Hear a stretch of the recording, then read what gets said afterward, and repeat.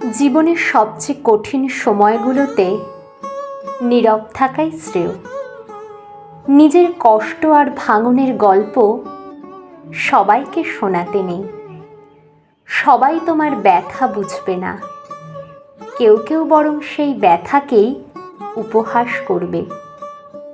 তাই যখন মন ভেঙে যাবে, বুকের ভেতর ঝড় উঠবে, তখন এমনভাবে নিজেকে সামলাও যেন পাশে বসে থাকা মানুষও বুঝতে না পারে তুমি ভিতরে ভিতরে কতটা ভেঙে গিয়েছ। জীবনের সবুজ স্বপ্ন ঝরে পড়লেও মুখে হাসি রেখো।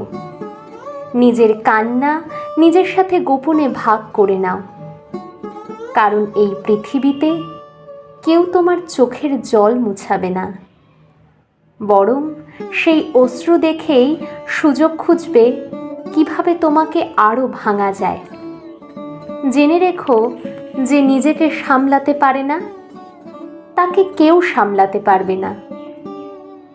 নিজের জন্য নিজেই আলো হও, নইলে পৃথিবীর সমস্ত আলো মিলেও তোমার অন্ধকার কাটাতে পারবে না। এটাই কঠিন বাস্তবতা, এটাই জীবন। ভাঙলেও যেন মুখে লেগে থাকে এক রাস শক্তির হাসি।